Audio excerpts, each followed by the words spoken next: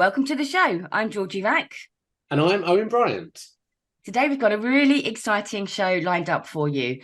Our guest today is Iola Forster. She's Head of Healthcare and Publications and Portfolio at Karger Healthcare based in Switzerland. With over 15 years of experience in the publishing industry and fostering partnerships since 2019 between the life sciences, healthcare clients and Karger, Iola brings a wealth of knowledge to the table. It's a pleasure to meet you today. Thank you. Thank you very much. Thanks for having me. Wonderful. And if you can tell us a little bit about yourself, Iola, it would be great. Sure, my pleasure. I began my career and journey at Karger Publishers in 2008 as an account manager in customer service, mainly managing subscriptions and access. But I was able to expand my skills as well as responsibilities, moving over time into the role of an e-business development manager, managing Karger's online collections and packages. And additionally, I took on the responsibility of shaping our products and services for our industry clients, which eventually led to my previous role, where I was responsible for developing, communicating, and managing Karger's portfolio of products and services for industry and society stakeholders. And as you mentioned in the introduction, currently I proudly hold the position of Head of Healthcare Publications and Portfolio. And my day-to-day responsibilities involve overseeing the development of a diverse range of healthcare and patient publications. This includes project management, for instance, but also really driving innovative product development to ensure our publications, the products and the services we are offering are at the forefront of the industry. Because our goal is really to understand the requirements of our clients in the healthcare sector, whether they are healthcare professionals and patients or companies in the pharmaceutical, biotech and medtech industry. We specialize in developing tailored solutions for worldwide publishing initiatives, as well as omni-channel and omni-format strategies to engage with various healthcare communities, assisting them in simplifying complex scientific information to make it more accessible and understandable. It sounds like you've been on a real journey at Karger. Obviously, 15 years is a long time in anyone's language. I mean, things must have changed so much in that time.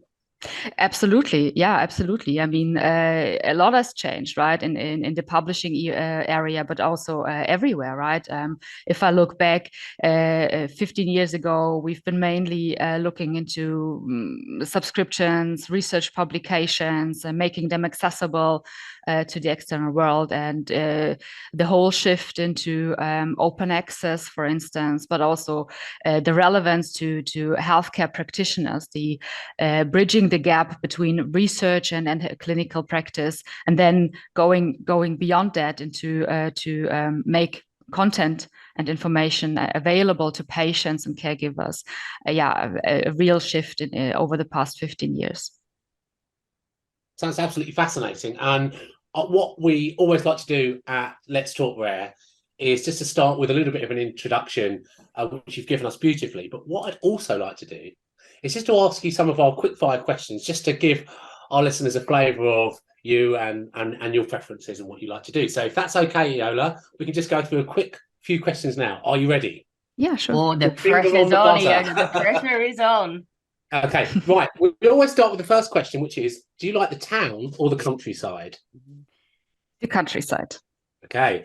Would you prefer a night out or an evening in? An evening in. Okay. I'm interested in this one. Do you like the hot weather or the cold weather? Definitely the hot weather. Okay. Would you prefer someone to be funny or attractive? Funny. Now, this is one I found quite difficult to answer. Would you rather live in 1969 or 2069? Oh, that's a very difficult question. I think 2069. Okay, right. Okay, I won't ask you why, because that could go into a big big discussion. just a few others. Apple or Android? Android. And do you this is another tough one. Do you prefer to load the dishwasher or empty it? Oh, that's a tough one. Empty it. If I have to choose, Oh, empty. that's a I would loaded have said answer. neither. And finally, with your publishing background, I'd like to ask you: do you prefer audiobooks or ebooks? Oh, well, a very good question. I have to say both, because it depends on circumstances and the time of the day. I think they've been superb answers, some of our best either or answers yet. So thank you very much for indulging us. That was Thank wonderful. you. It's a shame we can't keep on talking about those, but we've got some amazing things to discuss with our guests. So Georgie, over to you. Thank you so much, Owen. Thank you, Iola, for, as Owen said, for indulging us. I really enjoyed that first segment, and it gives a real flavour of who you are. So let's go into the podcast. One of our first questions we got for you, Iola, is how would you view the future of HCP patient engagement? And just for our audience, HCP is healthcare practitioners. That's what that stands for. So you may hear that a little bit throughout this podcast. Sure, yeah, a good question. I think I see the future of HCP and patient engagement as a dynamic and evolving landscape, driven by advancements in technology and patients' increasing empowerment and information access. Patients today are highly connected and informed, seeking health information from various sources. And I think HCPs need to recognize that and adapt to this changing landscape. I think in this evolving landscape, we can also see or expect a shift towards a more collaborative model of care, where decisions are made jointly between HCPs and patients. Digital tools, telehealth, and personalized medicine are also likely to play increasingly significant roles in fostering this engagement.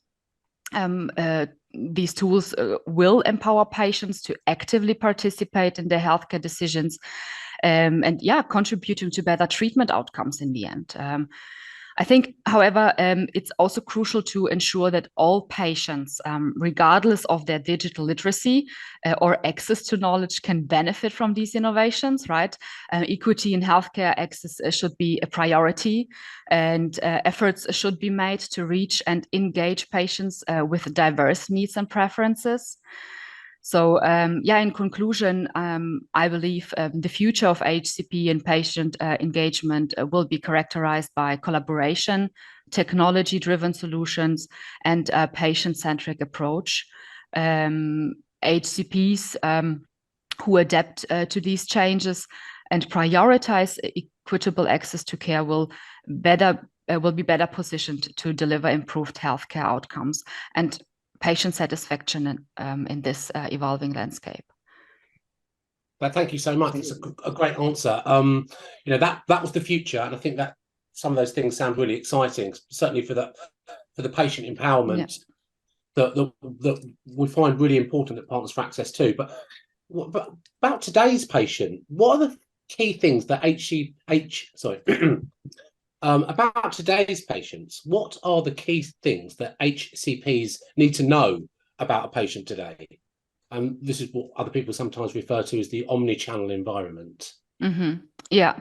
So I would say HCPs, and as I said, right, should recognize that today's patients are highly connected and seek health information from various resources, online and offline.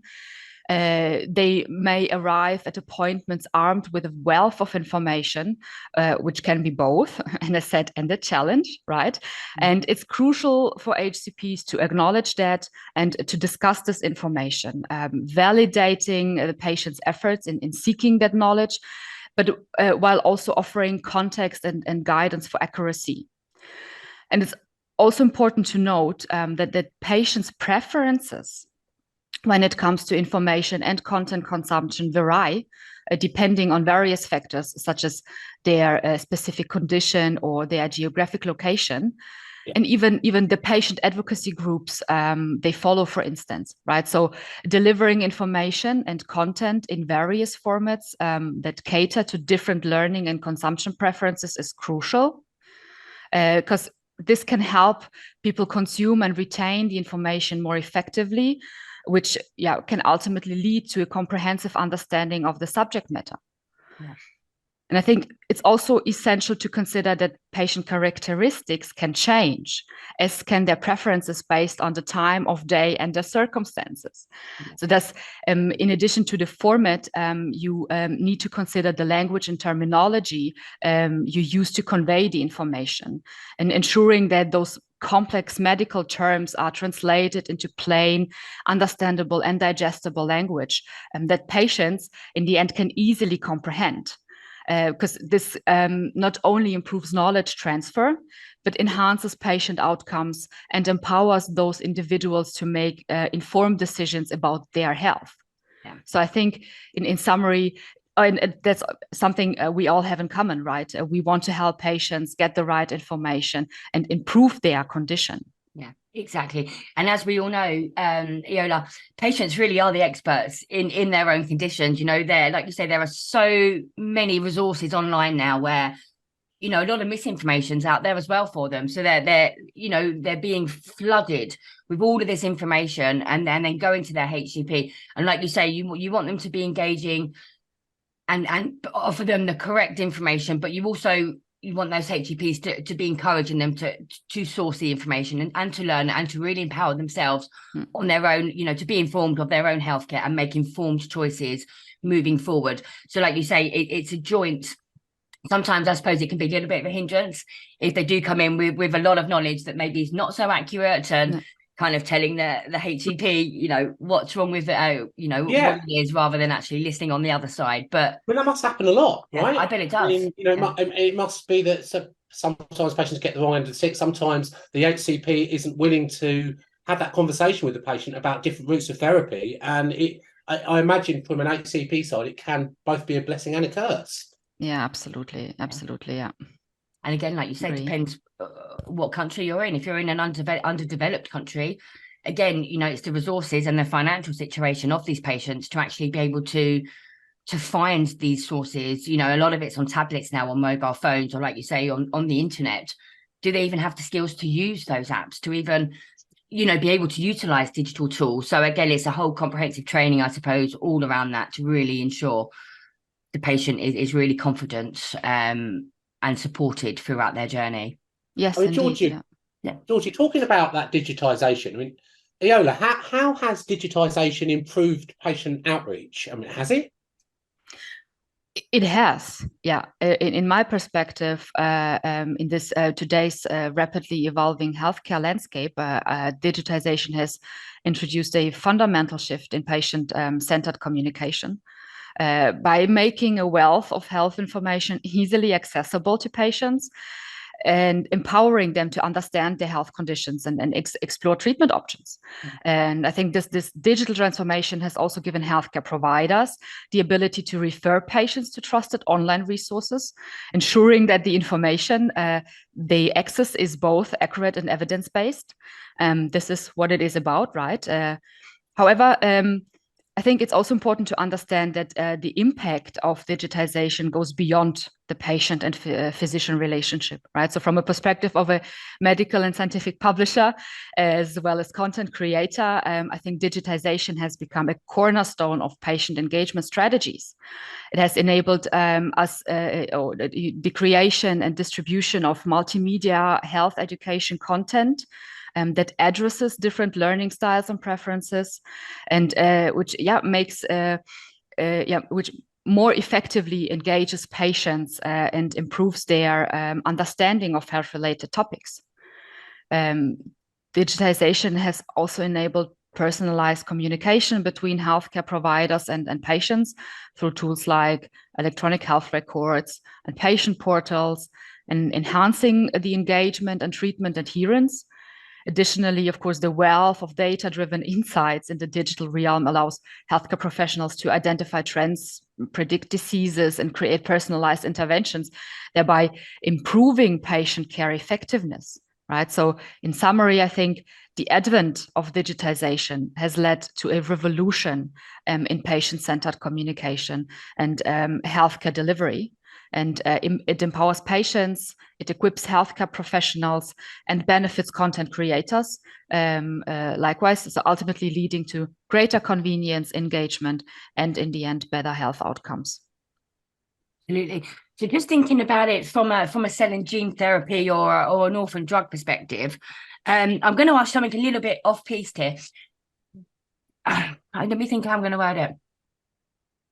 So based on the cell and gene therapy world and the orphan drug world, does digitalization help with clinical trial retention and also patient compliance to actually taking the medication? Because I think what we find sometimes is, if they have kind of bad side effects, or they might forget to take their tablets, if it's one tablet a day, for instance, does these digitalization and these kind of tools that you're putting out there really help patients really understand what a clinical trial is, what's involved in that, and actually help pharma and biotech companies retain patients for their clinical trials? Because there's a lot of miscommunication around those as well, especially in the underdeveloped countries. We can take this one out if it's not. I just thought it's really interesting to find if it does help with the clinical trial. I don't know if you work in that space at all, but I just wondered, because a lot of people are so scared of clinical trials sometimes, and there's a lot of really negative press around that. Does this kind of content really engage patients to trust biotech and pharma, I suppose, to really want to be part of the clinical trial and really see those, trust them that they're going to get those? I think that's what I'm trying to say. Yeah. I'm not sure if I can answer that question in full. From our perspective, it's that we come in as a publisher at the later stage of a clinical trial, right? When drugs are, it's phase 2, phase 3 is rather the stage when we come in, when clinical trials have been conducted already. Yeah. And of course, it can help people understand the disease and the treatment options. If it increases their trust in clinical trial, I think, ultimately it helps, of course, right? I mean, the information put out there justifies that the clinical trials have been successful, and patients can contribute to the increase health outcomes. Yeah, no, that's great. And then just sticking on the orphan drug and cell and gene therapy world, what impact have you seen in the digitalization? What impact has digitalization had on the orphan drug and cell and gene therapy world? Well, I think within the realm of orphan drugs, cell and gene therapies, digitization has been a transformative force. I would say I believe it has fundamentally reshaped the patient outreach and the landscape of these specialized treatments. And this is particularly significant given the unique challenges presented by rare and complex conditions, where awareness among both HCPs and patients can be limited, right? So maybe I can give an example here. We've recently been working on a project to address Waldenström's macroglobulinemia. It's a very difficult word. That's a mouthful. Absolutely. Glad you said that. Let's try it with WM, which is the abbreviation. It's a rare blood cancer. Okay. And in this endeavor, we encountered the common challenge of how awareness or how low awareness among HCPs and patients regarding the diagnosis, management, and treatment of this disease is. And to address this, we have initiated the creation of a comprehensive suite of medical information resources aimed at raising awareness and educating HCPs, patients and caregivers alike about WM. Crucially, what we really recognized was the importance of patient involvement in the development of these resources, right?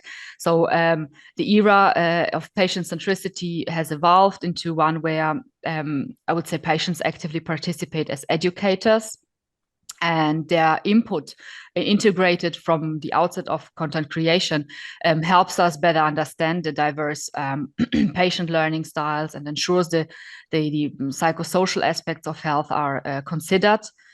Moreover, by incorporating the voices of those with lived experiences, we promote patient-centered care. So while exploring various educational methods like infographics, for instance, we realized that, again, an omniformat approach would yield the best learning outcomes. And as I said, omniformat approach combines the different media types such as video, podcasts, infographics, but also in-depth medical booklets. And the objective usually is to cater to a wide range of learning styles, making information accessible and engaging for all. And these resources are developed in collaboration with patient advocacy groups. In the WM case, it was the IWMF and the WMUK. Not only aid in deepening a patient's understanding of their condition, but also broaden the reach to a more diverse and engaged audience. And the distribution of these resources, whether at patient events or through digital channels like newsletters and online learning hubs, has not only disseminated knowledge, but also made patients feel heard and valued. So in summary, going back to your question, I would say digitization's impact on the orphan drug and cell and gene therapy world has introduced an era of an enhanced patient empowerment and personalized care. The WM case serves as a testament, if you will, to how digitization has democratized access to critical health information, again, fostering awareness, understanding, and engagement among patients and HCPs alike. And this transformation not only promises improved treatment outcomes, but also, in my point of view, illuminates a brighter future for individuals grappling with rare and complex conditions. That's fantastic answer. Thank you. I love that it's democratized access. I think it's a beautiful notion, and it's really beautifully said, actually. I think it's exactly what it does. I'd just like to ask you a little bit, because I'm really fascinated about design and creating design and why you create things in a particular way. Can you tell us a little bit about how you create some of these infographics and what goes into them? Do you have patients that help you along the way when you're designing these? Yeah, so depending on the needs and requirements, depending on the topic that we are targeting, if you will, what we try, of course, is always incorporate the patient voice. So sometimes we work with patient advocacy groups or patient advisory boards, really understanding the need in terms of content consumption, what topics to address, how to translate that, and how to transform that into an infographic. Like an infographic is usually a one-page visual summary of for certain disease or a certain treatment. So this is really as often as we can, we try to understand what it is about, really bring it to the point, so it's easy to understand for patients and caregivers alike, what and digestible in the end. We use them a lot in our business, when we're expressing information to clients, we're explaining things to our clients. It's not just patients that get a huge benefit from infographics. I mean, I think we all benefit from the brilliant way that they house information in a visual but really informative style. So I think it's wonderful that you're creating these things for patients. What I'd also ask is, in the 15 years that you've been in this industry and you've been working here, what changes have happened in the way that we communicate, HCPs communicate with patients and the different ways? Because I guess before it was probably just a letter, maybe an email that someone got, and that was the way that, or telephone call. But what other ways have evolved since then? I think especially digital platforms. I mean, as I said, has brought a lot, many improvements in the HCP patient and communication. Right, instead of sending a letter, an email, or discussing over the phone. HCPs can make information, or one can make health information available through online portals that patients can easily find and read, and maybe also, share in discussions, or bring to the appointment, which kind of also can then enhance the quality of discussions. We have many portals available that patients can use to find the relevant HCP for their particular disease or medical issue they're suffering from. So I think that has mainly changed the accessibility of information, and the way how patients look for that information. Social media also plays, of course, a crucial role. People exchange more with each other than it used to be 15 years ago, right? Share experiences, seek information, usually prior to appointments with doctors, right? So, as I said, the information gathering is much more advanced than it has been 15 years ago.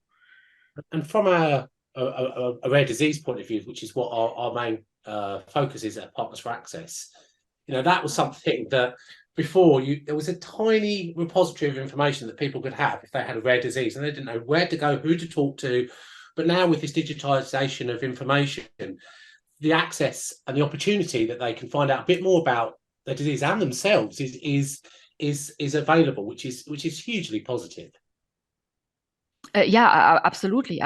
I think people have realized that, especially in the rare diseases, it's even more crucial to inform or to put that information out there, make that accessible, make people understand what they're suffering from, what their disease is about, and again, let them feel heard and valued, because with a rare disease, of course, you didn't used to know how many are suffering from that, right? Even your doctor didn't know how to treat your disease, right? And I think with the digitization and people realizing that it is important to close those knowledge gaps, or to identify those gaps in the first instance, and then try to close them, make that information available, is very important. And one of the most important things to feel that you're not alone. Yeah. That there are other people out there. You've got a network of support. Yeah. That before, can you imagine? I mean, I can't imagine what it must have been like to have had a rare disease and just thought you're the only person in the world. Your doctors don't know what's going on. They don't know anybody else in the world with it. It must have been a really challenging situation. So I think these things are changing for the better, and it's a really positive step. So we're really excited to see what the future holds for future HCP patient engagement. Absolutely, yeah, me too. Yeah, definitely. I think there's a bright future ahead of us. Oh, I hope so. As I said, there really is. So we come to our final question, Iola. This is something that we like to ask everyone, and again, can be very challenging to answer because there's so many, different things probably we would like to change within this industry. But if you had a magic wand, if I said to you, you've got a magic wand, you could change one thing, what would you change? A very interesting question. Thanks for that. I think if I would have a magic wand, what I would do is to eliminate disparities in healthcare access and knowledge, because I think it is still a big topic. I would ensure that every individual, regardless of their location or status, has access to that high quality healthcare resources and information that is available. And I think I would also promote a culture of health literacy, because I think it's important to empower patients and navigating the complexities of healthcare, make them feel kind of confident and understand their disease, understand their options, and contribute to their health outcomes in the end. And I think last but not least, which is also linked to everything, I guess, is fostering greater collaboration and data sharing among healthcare stakeholders, advancing medical knowledge, and ultimately improving patient outcomes. Absolutely. Sorry, I've gone. I was going to say, what we did was ask you for one, but you gave us three, and you should have three wishes, shouldn't you? You know, so I think absolutely rub that genie lamp, get three in there. But what I really want to take out of that actually is power is knowledge, isn't it? You're empowering these patients. You're empowering patients actually with very limited options out there, but you're actually giving them options. You're making them feel like there is hope and they're in charge of their healthcare. And I think especially in rare diseases, you feel so out of control. It's a very, very scary world to go into. Like sometimes, it can take 10 years to even get a diagnosis. Sometimes they're so rare, they don't even have a name for that disease. And they're trying to navigate the best way forward for your healthcare. So I think it really is. It's all about power is knowledge, isn't it? And knowledge is power, should I say? Wrong way around. Knowledge is power. And that's exactly what it's all about. It's communication across all stakeholders, bringing everybody on board to the table and really building a better world for patients. Like you say, access, no matter where you are, where you're from, your financial background, your educational background, that every patient has the opportunity to access healthcare for themselves or their family member. So important. Yeah, absolutely. And you guys are doing a great job at getting that out there. So well done. Hope to see you going another 15 years, Iola. And I really look forward to more of the digitalization stuff that will be coming out from Karger Healthcare. So guys, I really highly recommend go check them out. Look at their website. We'll put all of the links in the bio, so do check them out. They're doing some really cool stuff for patients, but not only that, with the HCPs and also with pharma and industry. So keep up the good work. Thank you very much. Thank you so much for joining us today on our podcast. My pleasure.